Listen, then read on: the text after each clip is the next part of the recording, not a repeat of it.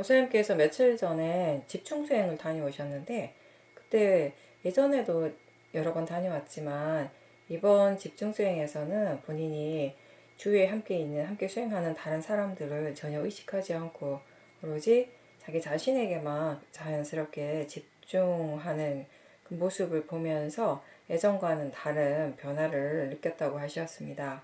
그리고 그 센터에서 자선을 할때 사띠를 잠깐 놓칠 때 그 멍한 느낌을 바로 다시 알 수 있었고, 그게 이제 그렇게 알아지면서 순간순간 사띠가 이어지는 것이 정말 중요하다라는 것을 느끼게 되었다고 하셨습니다.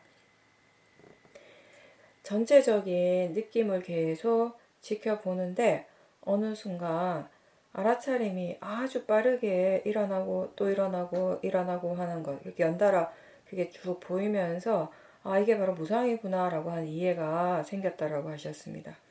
법이 일어날 때 무상과 무아의 성질이 항상 함께 있다라는 것을 알게 되었고, 그동안 오랫동안 해왔던 이 수행에 대한 정리가 좀 되었다라고 하셨어요.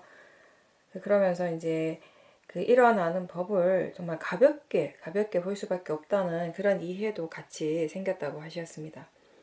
집중 수행을 한 후에 집에 돌아와서 수행을 할 때에도 자기 자신에 대한 관심이 더 많아졌고, 그리고 마음이 바로 실제를 향하고 가볍게 수행하는 것이 아주 잘 되었다고 하셨습니다. 그리고 이제 바른 견해에 대한 깊은 이해가 이 수행을 이끌어 간다라는 것 또한 다시 한번 분명하게 알게 되고, 지혜가 이끌어가는 수행이 어떤 것인지에 대해서 이번에 좀 분명하게 느끼셨다라고 말씀하셨습니다. 이번에는 전체적인 마음의 상태, 마음의 질, 특히 지혜의 힘이 굉장히 좋아진 거네요. 그러니까 우리가 수행을 하는 거는 오력의 힘을 이제 키워가는 일인데, 이게 그 중에서 특히 지혜, 뭔가 이렇게 굉장히 드라마틱한 어떤 변화를 일으키는 수행 자체에 아무튼 큰 변화를 일으키게 하는 건 결국 지혜거든요. 그리고 나머지 요소들은 어떻게 보면 이 지혜가 그렇게 일어날 수 있고, 그리고 일어난 지혜가 점점 더 좋아질 수 있도록, 지혜의 힘이 점점 더 좋아질 수 있도록 하는 그 이제 조건이 되는 거예요. 사티도, 사마디도, 위리아, 신심, 그죠? 그러면서 이제 이 지혜라고 하는 게, 사띠가 그렇듯이 이 지혜라고 하는 것도 처음에 일어난 지혜의 힘은 약하지만 또 일어나고 하면 점점 그 지혜가 강해지는 거예요. 그래서 우리가 사띠를 계속 일으켜야 하는 가장 근본적인 이유가, 그렇게 해서 사띠의 힘이 좋아지는 것도 중요하지만 결국 궁극적으로는 그렇게 해가지고 우리가 지혜를 계속 개발시킬 수 있게 되는 것이거든요.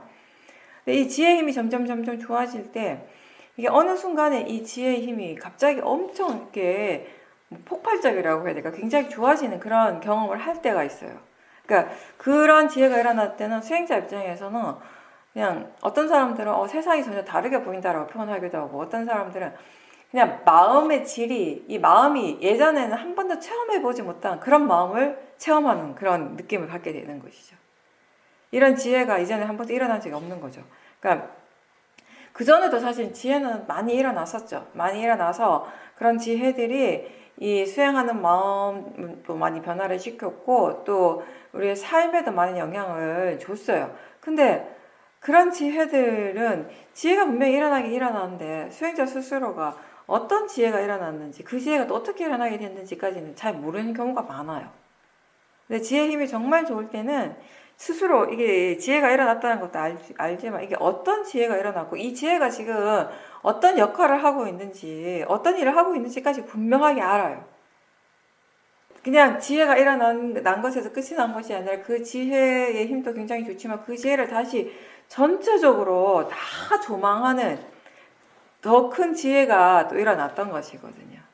그래서 지금 같은 경우는 보살님이 이게 어떤 지혜지라고 누구에게 물어볼 필요도 없어요. 본인 스스로 너무 분명하게 다 알기 때문에, 분명하게 다 이해했기 때문에. 그죠? 이제 그걸 그리고 그걸 통해서 그 지혜를 통해서 지금까지 수행을 해서 또 그 경험했던 일들 그리고 경험했던 그런 나무 이렇게 작은 지혜들까지가 이제 다 이렇게 정리가 된 거죠. 왜냐하면 이 마음이라고 하는 것, 수행이라고 하는 것, 지혜라고 하는 것이 원인 결과로서 계속 이어지고 있는 것이기 때문에 어느 한 부분에서 갑자기 그러니까 우리가 체험하는 건 한순간의 마음이지만 그 한순간의 마음이 그렇게 크든 약하든 강하든 그렇게 뭐 폭발적이든 그렇게 일어나기 위해서는 계속 그 흐름이 있는 것이거든요.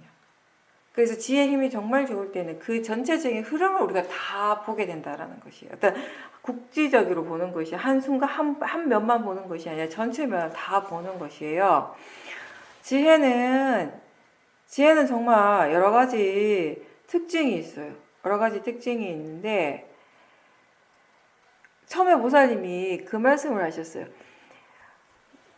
오랜만에 수행센터 호도마을에 가서 수행을 했는데 예전하고 달라진 점이 거기 가면 이제 다른 사람들을 보게 되죠. 그러니까 다른 사람들과 함께 수행을 해요. 혼자 있는 것보다는 이제 다른 사람들과 함께 이제 수행을 해야 되는데 예전보다 이 다른 사람에 대한 관심이 확연하게 줄어들었다는 것을 알게 된 거예요.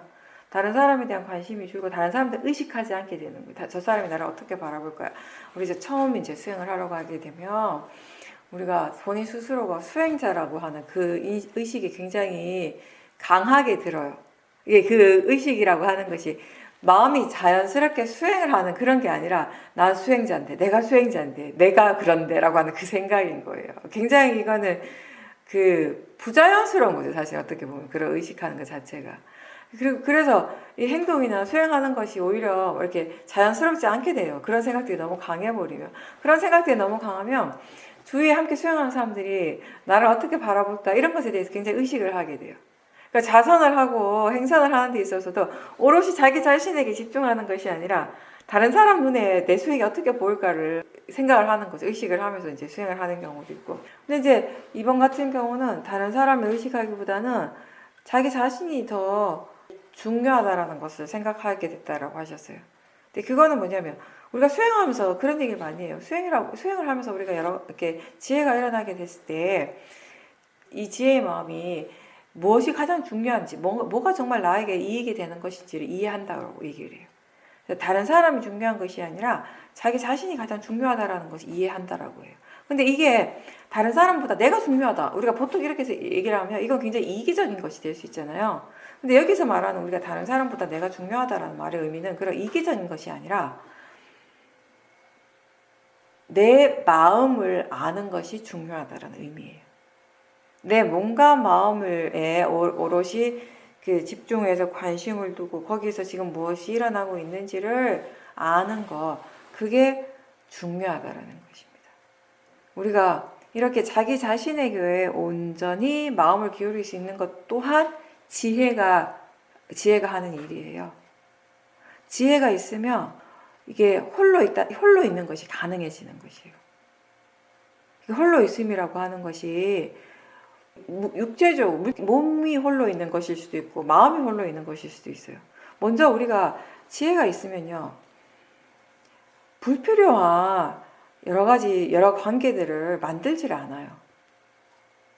사람에 대한 탐심이나 뭘 이렇게 자꾸 하고 싶어하고 뭔가 이렇게 만들고 싶어하고 하는 그런 것들에 대한 어떤 탐심이 굉장히 줄어들게 되고, 또 탐심이 없으니까 진심도 줄어들게 되고, 그래서 다른 사람들을 대할 때 우리가 탐심이나 진심 없이 대할 수 있게 되고, 그렇기 때문에 다른 사람들과 함께 있어도 나는 괴롭지가 않은 거예요.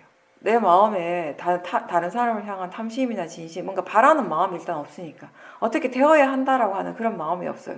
이 사람들과 함께 이루어지는 이 관계 속에서 이 관계가 어떤 식으로 되어져야 한다라고 하는 그런 탐심이 없기 때문에 다른 사람들과 함께 있어도 힘들지가 않은 거죠. 괴롭지가 않은 것이죠.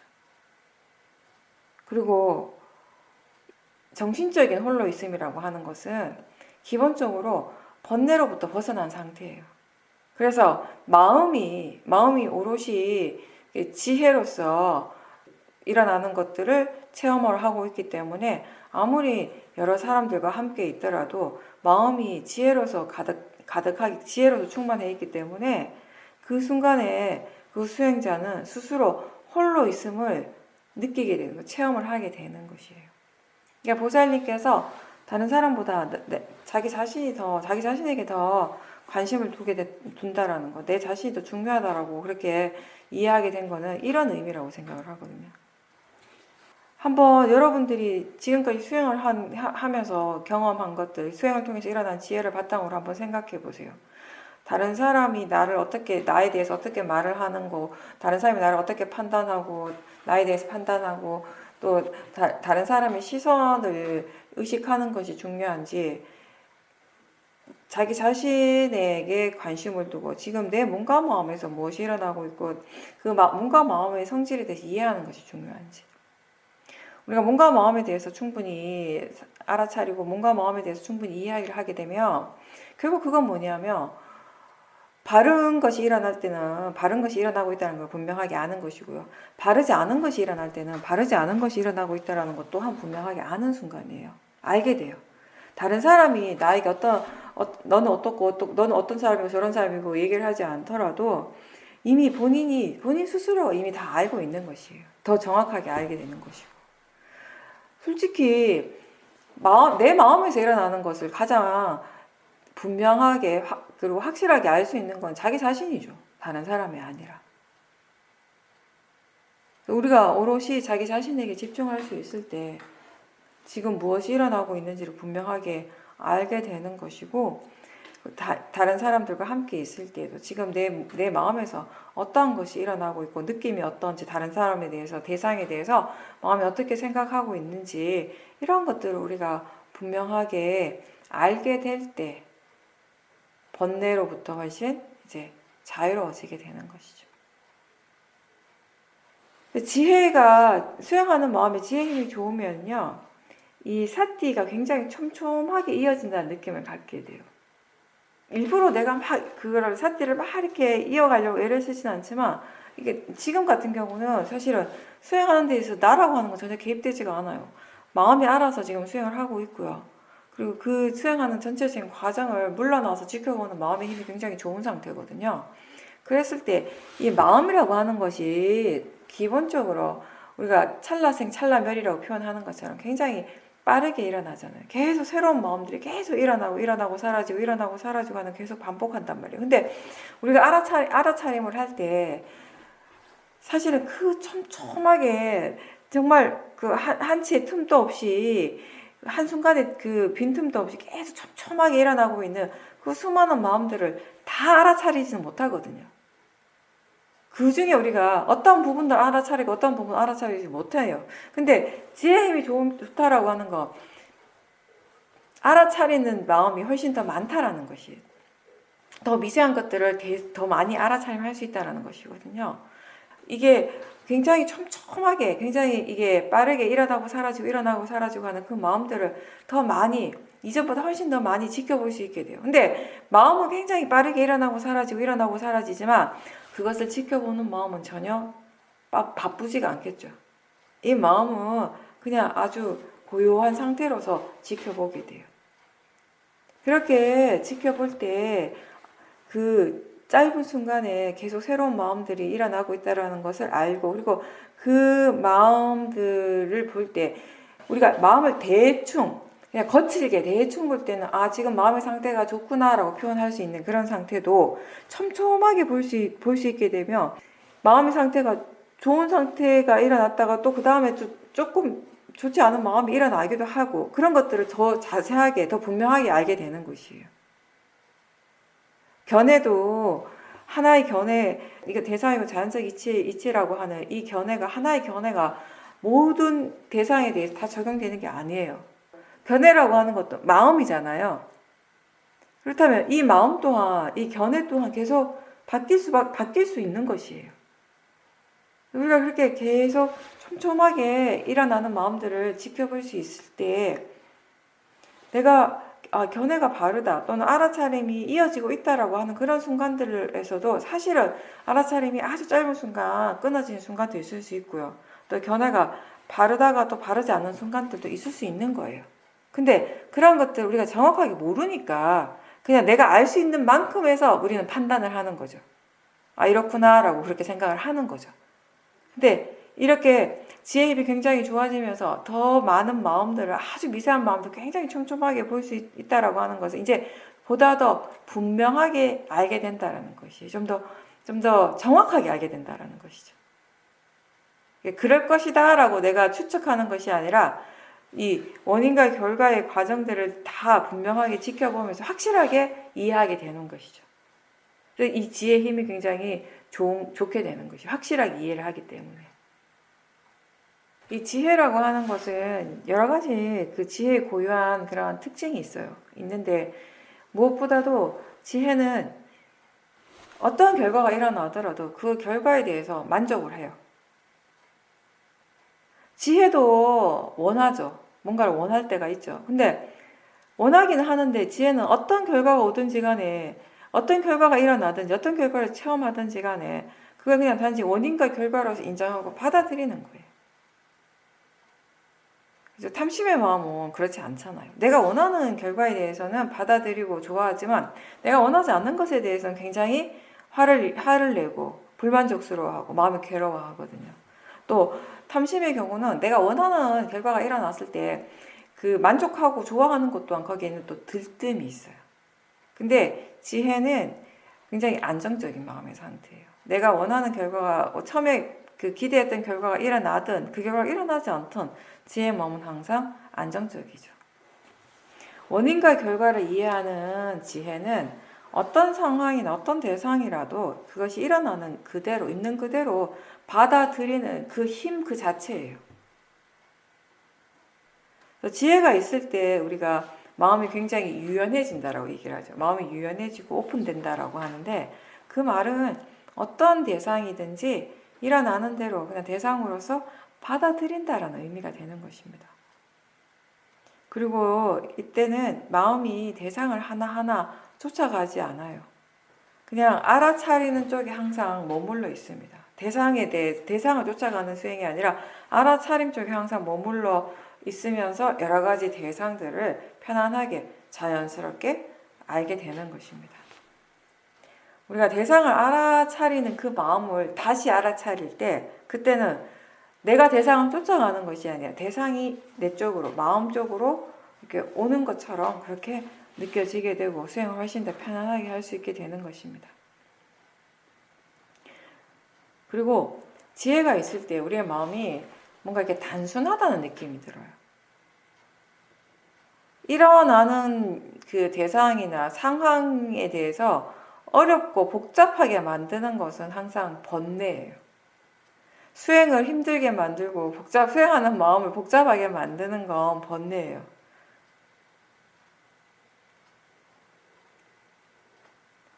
정해놓은 것이 많을수록 마음은 점점 복잡해집니다.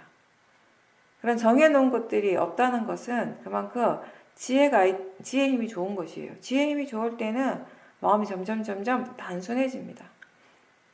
우리가 수행하러 갈 때도 정해놓은 것이 있고 바라는 것이 있어요. 그 가까운 사람들과 관계 속에서도 뭔가 정해놓은 것들이 많아서 괴로울 때가 많습니다. 지혜가 일어나기 전에는 수행이 굉장히 복잡해 보이고 힘들게 보이고 그렇게 힘들게 느껴져요, 실제로. 근데 수행할 줄 아는 지혜가 생기고 파라마타에 대한 이해, 마음에 대한 이해가 생기면 생길수록 수행이 단순해지죠. 어떠한 것도 우리는 문제라고 생각하지 않게 되죠. 그리고 지혜의 마음은 알아서 질문을 잘 해요. 왜냐하면 이 지혜는 스스로 모른다라는 것을 분명하게 알기 때문에, 그래서 알고자 하는 마음으로 궁금해하고 궁금하니까 자연스럽게 자꾸 질문이 생기는 거죠. 왜 그런가? 스스로 아는 것에 대해서는 안다라고 분명하게 알고 모르는 것에 대해서는 또 모른다고 아는 것, 그게 지혜입니다.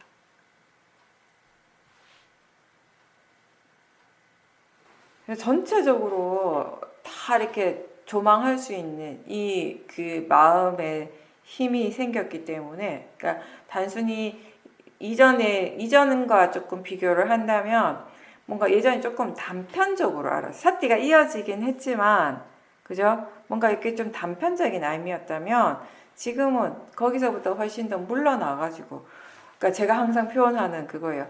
더 큰 그림을 본 거죠. 전체적인 지금 이 그림의 이 전체를 다 본 거라고 생각하시면 돼요. 전체적인 그림을 보니까 그 틀 안에, 그 그림 틀 안에 도대체 어떤 것들이 함께 들어있는지가 다 보이는 거예요. 근데 그 보는 것이 어렵지가 않은 거죠. 너무 쉬운 거예요. 이게 지혜가 이렇게 지혜로서 볼 때는 아무것도 아니에요, 그게. 근데 지혜가 없을 때는 아무리 보고 싶어도 절대 볼 수 없는 것이에요, 그 그림을. 지혜의 마음이 그 전체 그림을 다 본 거죠. 다 보게 되니까 거기에는 당연히 무상에 대한 이해도 있고 무아에 대한 이해도 있는 것이에요. 마음이, 부사님이 그런 표현을 해서 마음이 아까의 그 마음이 아니라 지금 일어나는 완전 새로운 마음이라는 것을 분명하게 이해했다라고 하셨어요. 그게 바로 무상에 대한 이해죠. 우리가 무상을 표현할 때 항상 항상하지 않다라는 거, 계속 새롭게 일어난다는 거, 물질도 마음도 계속 새롭게 일어난다라고 그렇게 계속 설명을 합니다. 그랬을 때 그걸 듣는 마음도 어느 정도는 이해를 해요. 아, 뭔가 새롭게 일어나고 있구나. 근데 그렇게 마음이 생각을 통해서 아는 것하고 이해하는 것하고 실제를 통해서, 실제 일어나는 빠라마타를 통해서 그 이해가 일어나는 건 전혀 다르거든요. 대부분의 경우 무상에 대한 이해가 일어날 때 사람들이, 그러니까 일어나고 사라짐이 함께 계속 항상 함께 일어나지만 대부분의 경우는 그러니까 사라지는 것을 보는 경우보다는 일어나는 것을 보는 경우가 더 많은 것 같아요. 일어나는 것이 더 분명하게 알아지는 경우가. 지금의 이 마음이 아까 그 마음이 아니라는 거. 지금 내가 알고 있는 이 마음은, 지금 알아차린 이 마음은 아까의 그 마음이 아니라 지금 일어나는 새로운 마음이라는 것에 대한 분명한 이해예요. 이거는. 이게 무상에 대한 이해인 거죠. 그걸 이해하게 되면 한번 생각해 보세요. 매 순간 그렇게 새로운 것이 계속 일어나요. 아주 짧은 순간에 새로운 마음이 일어나고 있는데 도대체 거기에서 우리가 무엇을 집착할 수 있겠냐는 거예요. 뭘 붙잡을 수 있겠냐는 거예요. 붙잡는다고 하는 것 자체가 말도 안 되는 거예요, 사실은. 우리가 모르기 때문에 그런 말도 안 되는 생각을 하는 거예요. 바르게 알지 못하기 때문에. 바르게 알고 나면 할 수가 없는 생각이에요. 뭔가를 붙잡는다라고 하는 거. 대상을 붙잡는 거, 마음을 붙잡는 건 불가능한 거예요, 그거는. 근데 모르기 때문에 지금 일어나고 있는 이 마음이 아까 그 마음하고 똑같다고 생각하기 때문에, 아까 그 마음인 것처럼 생각하기 때문에 지켜보는 마음이 계속 새롭게 일어난다라는 걸 모르고 지켜보는 것이 나라고 믿기 때문에, 그러니까 우리가 집착을 하는 것이에요. 대상에 대해서 집착을 하고 수행하는 마음에 대해서 집착을 하고. 근데 분명하게 한 번이라도 보게 되면 그걸 분명하게 이 파라마타를 분명하게 이해하는 그 순간에는 어떤 집착도 일어날 수가 없는 거예요. 이제 안타깝게도 그 순간이 지나면 또 다시 또 모하가 일어나고 탐진치가 일어나면서 또 다시 또 집착을 하는 그런 게 그걸 반복은 하게 되지만, 근데 그런 경험을, 그런 지혜를 우리가 한 번이라도 체험을 하는 것과 하지 않는 것은 너무나 다르거든요. 뒤에 또 마음은 번뇌를 일으킬 수는 있어요. 다시 또 번뇌가 일어나고 또 다시 뭔가에 집착할 수는 있어요. 하지만 예전에 집착했던 그 번뇌의 에너지보다는 훨씬 약할 겁니다. 이제는. 같지는 않아요, 절대로. 그런 큰 지혜가 일어나고 그 지혜를 통해서 우리가 많은 것들 이해하고 난 다음에는 여전히 번뇌는 일어날 수는 있지만 그 번뇌의 그 강도, 번뇌 에너지는 훨씬 약하게 되는 거죠.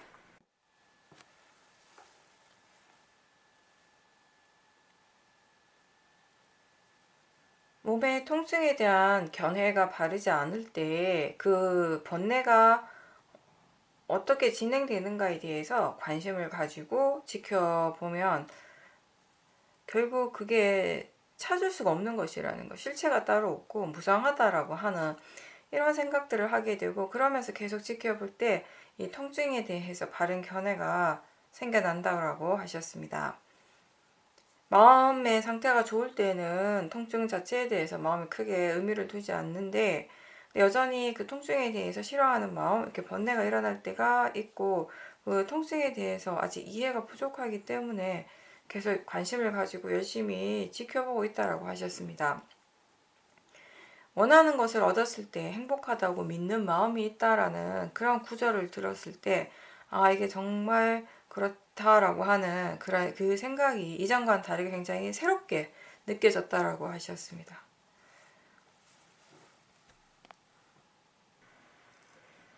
마음이라고 하는 것이 사실은 그걸 찾으려고 해서 찾을 수가 없는 거잖아요. 파라마타는. 근데 예전에는 이럴 수는 있어요. 예전 같은 경우는 마음의 성질에 대해서, 우리가 파라마타의 성질에 대해서 좀 덜 이해했을 때는 뭔가 이렇게 마음을 이해했다라고 할 때에도 마음이란 이런 것이구나라고 나름 이제 이렇게 마음이 정리를 할 때에도 어느 정도 그 이해가, 그 정리가 관념적인 부분을 내포할 때가 있었어요. 그쵸? 마음은 이런 것이야 라고 우리 이미 생각하고 있는 것이 있거든요. 마치 무상고 무한 이런 것이야 라고 이미 우리가 알고 있는 것처럼. 사실 그 파라마타를 관찰하는 걸 통해서 법의 성질을 분명하게 이해하면서 이게 바로 무상이구나, 무하구나, 두카란 이런 것이구나 라고 그렇게 어떤 굉장히 이 통찰의 지혜가 일어나지 않더라도 사실 수행자들한테 무상이 뭡니까? 무한은 뭐죠? 라고 물어보면 대답할 수 있는 사람 많아요. 우리 관념적인 그런 이해들을 이미 가지고 있어요. 때로는 또 그게 우리가 실제로 이렇게 이해하는데 방해가 되기도 하는데, 그러니까 이 마음이라고 우리가 수행한다라고 하는 건 마음이 굉장히 중요한 부분이고, 마음을 이해하기 위해서 많이 노력을 하고, 마음이라고 하는 것이 뭔가 이런 부분들에 대해서 항상 우리가 궁금해하고 생각을 하면서 수행을 해왔잖아요, 그죠? 그랬을 때 이 마음을 다이렉트로 정말 바로 이렇게 지켜보고 이 마음의 성질에 대해, 마음의 고유한 그 파라마타에 대해서 분명한 이해가 100% 생기기 전에도 사실 우리가 마음에 대한 이해는 있었단 말이에요. 근데 그 이해가 관념적인 이해도 같이 내포가 되어 있는. 그럴 때는 우리가 마음을 찾으려고 하면 뭔가 보이는 것처럼 느껴지기도 했었어요, 사실은. 근데 지금 같은 경우는 보살님이 100%이 마음이라고 하는 마음의 성질에 대해서 많은 이해가 생겼기 때문에 이게 파라마타를 대상으로 할 때 그거는 절대로 우리가 찾는다고 찾아지는 것이 아니고, 파라마타는 지금 이 순간 일어나고 있기 때문에, 그리고 그것이 알아지기 때문에 알 수 있는 것일 뿐인 거지. 그게 전부거든요, 사실은. 그것이 지금 일어나고 있고 고유한 성질로서 일어나고 있기 때문에 우리는 알 수 있는 것이에요. 그래서 일부러 그걸 찾으려고 해서 찾을 수는 없는 것이고, 그러니까 지금 이제 보살님이 이 통증과 견해의 관계에 대해서 이제 관심을 가지고 보는 것이잖아요. 이거는 이제 좋은 수행의 대상이죠. 이 통증이라고 하는 것은 우리가 마음의 상태와 관계없이 사실은 이 몸이 아픈 거는 어쩔 수 없는 거잖아요. 우리 마음의 상태가 아무리 좋더라도 뭐 정말 좋은 지혜, 통찰의 지혜가 일어나더라도 몸은 아플 수는 있어요. 뭐 이렇게 감마에 의해서, 환경에 의해서 아플 수는 있는데, 수행자 입장에서는 우리한테 이제 중요한 부분은 아프지 않으려고 수행하는 것이 아니죠. 모든 것이, 그러니까 지금은 이 얘기가 너무 당연한 거예요. 모든 것이 다 내가 원하는 대로 되기 위해서 완벽해지는 그런 것들이 갖춰지기 위해서 수행하는 것이 아니고, 그냥 뭔가 마음을 이해하기 위해서 수행을 한다. 이해했기 때문에 어떤 결과가 일어나는가, 뭐가 일어나더라도 우리는 그걸 받아들일 수 있는 힘이 있다. 아까도 얘기했듯이 지혜가 그 힘이에요. 지혜 그 자체가 힘인 것이에요. 근데 이게 예전에 처음 수행했던 대로 돌아가면 이런 마음이 절대 아니었어요. 저도 마찬가지고 수행에 대해서 정말 잘 모르고 수행을 시작했고, 그럴 때 저는 수행을 해서 뭔가 이렇게 한 소식 하게 되면 정말 뭔가 나에게 일어나는 모든 것들이 다 좋은 것만 일어나고 완벽해지고 이제 그런 상태라고 저는 생각을 한 거예요. 근데 그거는 무슨 초능력이 생기는 것이지 이 수행의 결과는 아니거든요. 내가 열심히 수행을 하고 마음의 힘이 굉장히 좋아졌어도 통증은 여전히 있을 수는 있고, 그때 우리가 수행자의 올바른 자세는 뭐냐면 그 통증을 그냥 단지 그 통증으로서, 감각으로서, 4대 요소의 그 고유한 성질로서 지켜보고 그걸 대상으로서 받아들이는가, 얼마만큼 이해하는가, 자연적 이치로서 얼마만큼 이해하고 있는가, 그 부분인데 그게 거기에 대한 이해가 이제 되려면은 뭐가 같이 동반되어야 되는가 하면 통증에 대한 마음의 견해인 거죠. 통증을 우리가 바르게 지켜보기 위해서는 거기에 항상 전제가 되는 것은 뭐냐면 어떤 견해로서 지금 통증을 느끼는가, 그 통증을 바라보는 그 마음의 견해가 어떤가, 그걸 빨리 조금이라도 그걸 싫어하는 마음, 그래서 빨리 이걸 없애고 싶어하는 그런 마음이 있지 않은가. 누구나 다 사실 그런 통증이 있을 때는, 몸이 아플 때는 이게 빨리 사라졌으면 좋겠다라고 하는 그런 마음이 정말 일어날 수밖에 없거든요. 뭔가 이렇게 큰 화는 아니라도, 큰 탐심은 아니라 하더라도 약하게 일어나게 되는 거, 뭔가 이렇게 뭐 불편한 느낌이 있고 빨리 사라졌으면 좋겠다라고 하는 그런 마음들이 일어나게 된단 말이죠. 그런 것들이 다 이제 견해의 부분인 거죠. 바르지 않는 견해의 부분인 거예요. 네, 그걸 이제 계속 잘 이렇게 지켜보면서 통증과 견해의 관계에 대해서 열심히 지켜보고 거기에 대한 이제 이해가 생기게 되면은 이제 이게 결국은 뭐냐면은 우리가 이 물질과 마음의 관계에 대한 이해이기도 하잖아요. 그죠? 그리고 이게 또 뭐냐면은 더 궁극적으로는 원인과 결과에 대한 이해인 거예요. 통증은 그냥 통증으로서 일어나고 있어요. 통증은 통증으로서 일어나고 있는데 그걸 어떤 마음으로, 어떤 마음가짐으로써 지켜보는가에 따라서 통증 자체의 느낌도 전혀 다르고 마음에서 일어나는 반응들이 너무 다른 거예요. 그걸 이제 바르게 지켜보고 그 관계에 대해서 이해하는 것이 자연적 이치를 이해하는 거, 원인과 결과에 대해서 더 우리가 깊이 있게 이해하게 되는 수행이 되는 거죠. 그 부분에 중점을 두고 이제 수행을 하는 거죠, 우리는. 보통 일반적인 사람들의 마음이 사람들이 나는 행복하다라고 생각할 때 그건 대부분 뭐예요? 제가 항상 얘기하듯이 내가 원하는 것을 얻었을 때예요. 사람들의 행복은 바로 그거예요. 그 원하는 것을 얻는 것이 또 뭐냐면 결국은 이 안입이 설신이 이 육문을 충족시키는 일이거든요. 그랬을 때 사람들은 행복하다라고 얘기를 하는 것이에요. 근데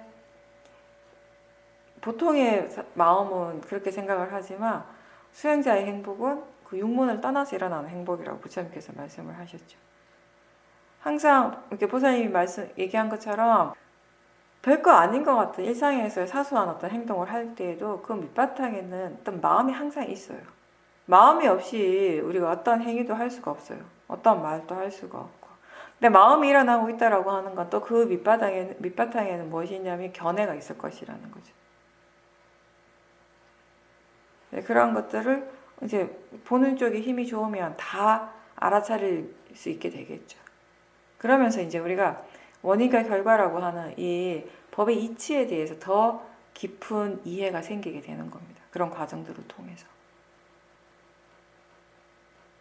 제가 이제 수행자들한테 지혜로서 수행을 한다라고 표현을 할 때가 있어요. 오랫동안 수행하시고 열심히 하신 분들은 그 마음의 힘이 이제 오력의 힘이 굉장히 좋아요. 특히 이제 지혜의 힘이 좋은 상태로 이제 수행을 하는데, 근데 제가 그렇게 표현을 할 때 어떤 경우는 정말 100% 지혜가 오롯이 지혜 힘으로서 수행을 할 때가 있고요. 또 어떤 경우는 지혜도 있고 또 어느 정도는 우리가 이제 내가 좀 개입을 해서 수행을 하는 경우도 있고, 지금까지 이제 수행의 이런 체험을 통해서 많이 느끼겠지만 마음이라고 하는 것이, 마음의 상태라고 하는 것이 정말 어떤 하나로서 정의 내릴 수 있는 것이 아닌 것 같아요. 매 순간순간 계속 바뀌고 이 수행하는 마음의 상태도 그때그때 많이 이렇게 달라지게 되는 것이거든요. 그렇죠? 그러니까 정말 지혜로서 막 수행을 하다가도 좀 지났을 때 바로 또 강한 뭔가 이렇게 조건이 딱 되면은 굉장히 강력한 번뇌가 갑자기 일어나는 경우도 있고, 그게 이제 마음이거든요. 그러니까 지혜로서 수행을 한다, 법이 알아서 수행을 한다라고 할 때 그때도 그러니까 제가 하나하나 막 법이 어느 정도 있고 또 내가 한 어느 정도 하는 수행이 같이 이렇게 막 섞여 있고, 뭐 아니면 또 어떤 경우는 오롯이 이제 법이 알아서 수행을 하고, 이게 다 마음의 상태는 다 다르겠죠. 근데 이제 총체적으로 제가 이제 그렇게 표현을 하는 거예요. 지혜가 있는 수행이라고. 사띠와 지혜가 함께 있기 때문에 제가 이제 지혜로 사는 수행이라고 이렇게 표현을 하는데, 근데 저는 그렇게 표현을 하는데, 제가 그 말씀드리고 싶은 건 뭐냐면, 그 안에서도 계속 변화하는, 계속 변화무쌍한 그런 마음의 상태는 수행자 스스로가 또 깨달아 가야 돼요. 그 부분이 이제 우리가 계속 수행을 해 나가면서 더 많이 주의를 기울이고, 그리고 더 많이 이해해 가야 되는 부분이겠죠, 아무래도. 우리가 하는, 스님들이 이렇게 얘기하는 거는 사실은 모든 사람들에게 다 일반적으로 적용되는 말들을 위주로 하게 돼요.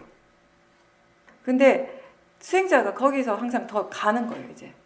본인이 본인의 마음을 볼 때만 본인이 알 수 있는 것이 있어요. 본인이 이해할 수 있는 거. 그걸 이제 조금씩 터득해 가는 거죠. 수행의 과정이. 그러니까 처음 수행하시는 분들은 제가 그 법문할 때도 항상 아직 수행하는 거 제가 초보 수행자들이라고 따로 표현할 때는 수행하는 것 자체가 아직 충분히 능숙하지 않은 분들에 대해서 말씀드리는 거예요. 그죠? 근데 그거는 수행이 능숙하고 안 하고는요, 내가 얼마나 오랫동안 수행을 했다에 대한 문제는 아니에요. 어떤 사람은 1년 했지만 지금 충분하게 능숙하게 수행을 하실 수 있고요. 어떤 수행자는 5년, 10년을 했지만 아직 능숙하지 않을 수도 있는 거예요. 그죠? 그래서 초보 수행자라고 제가 표현할 때 그 표현이요. 수행한 지 얼마 안 된 사람, 시간적으로, 시기적으로 얼마 안 된 사람을 표현하는 것이 아니라 수행이 아직 충분히 능숙하지 않은 사람들에 대한 표현이에요. 본인 스스로 알 거 아니에요. 수행하는 것이 편안한지, 충분히 편안하고 자연스러운 건지, 내가 전혀 애쓰지 않지만 사띠가 자연스럽게 이어지고 있는지, 아니면 수행하는 것이 아직까지는 뭔가 번거롭게 느껴지고 좀 부자연스럽게 느껴지고 아직 내가 자꾸 생각을 해줘야 되고 일깨워줘야 되고 노력을 많이 해야 되는지, 그죠? 그런 관점에서 제가 이제 표현을 하는 것이고, 그래서 아직까지 수행하는 것이 충분히 능숙하지 않는 분들은 먼저 갖춰줘야 될 것이 수행할 줄 아는 지혜인 거죠. 수행을 어떻게 해야 하는가? 그 많은 다양한 상황들 속에서 마음이 수행을 어떻게 해야 하는가에 대해서 이해를 하는 것이, 그것도 마찬가지예요. 상황은 너무나 다양하지만 사실은 우리가 해야 될 것은 뭐냐면 그 각각의 상황에 대한 마음이 아니라 이치예요, 이치. 모든 것에 다 적용될 수 있는 그 이치에 대한 이해. 이제 그런 이해가 이제 생기고 나면 수행할 줄 아는 지혜가 어느 정도 이제 갖춰지고 나면은 이제 수행을 하면 돼요. 어떤 상황에서도 마음이 수행을 할 수 있잖아요. 그죠? 그랬을 때 제가 아까 좀 전에 얘기한 부분이 이제 여기 적용이 되는 거죠. 제가 이제 뭔가 좀 일반적으로 모든 사람들에게 다 적용될 수 있는 그런 말을 했을 때 이제 수행자가 그걸 바탕으로 해서 본인의 마음을 더 이렇게 자세하게 또 더 미세한 부분들까지 계속 지켜보면서 본인만이 알 수 있는 그런 것들을 계속 알아차리고 그걸 통해서 이제 지혜의 깊이가 점점 더 깊어지게 되는 것이에요. 제가 아까 법문에서도 그 마지막에 얘기했지만, 먼저 우리가 그 번뇌를 내려놓기 위해서는, 번뇌를 내려놓고 번뇌로부터 완전히 자유로워지기 위해서는 먼저 마음이 뒤로 물러날 수 있어야 돼요. 뒤로 물러날 수 있는 지혜가 생겨야 되고, 그 지혜로부터 이제 정말 내려놓을 수 있는 지혜가 생기는 것이에요. 뒤로 물러날 수 있는 지혜라고 하는 것은 바른 견해에 대한 지혜고, 그리고 수행을 어떻게 해야 하는가에 대한 이해가 다 함께 있는 것이거든요. 그렇게 했을 때 우리 마음이 물러나게 되는 것이고요. 이 지혜가 있을 때 이제 이 모든 번뇌들을 다 내려놓을 수 있는 그 통찰의 지혜가 이제 생기게 된다는 거죠. 이제 12월부터 매월 첫째 주 토요일은 대면 법회를 할 거예요. 예전처럼 제가 서울에 가서 이제 한 달에 한 번 첫째 주 토요일만 서울에서 법회를 할 겁니다. 그래서 뭐 오실 수 있는 분들은 그때 토요일 날 직접 오셔갖고 이제 수행을 하시면 돼요. 법회에 참석하시면 됩니다. 첫 번째 토요일 2시에서 5시, 오후 2시에서 5시까지입니다. 근데 이제 그때 제가 첫째 토요일은 이제 저녁에 이 시간에는 준법회를 안 할 거예요. 그 대신에 그 2시에서 5시 저희가 법회하고 있는 그 실시간을 그냥 줌으로 연결하겠습니다.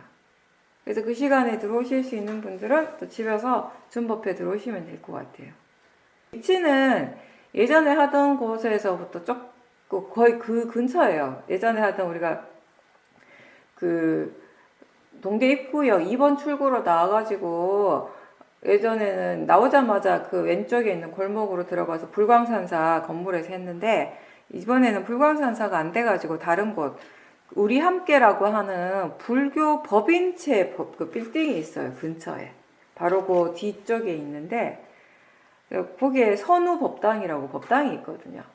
그 선우법당에서 할 겁니다. 그래서 제가 위치를 보니까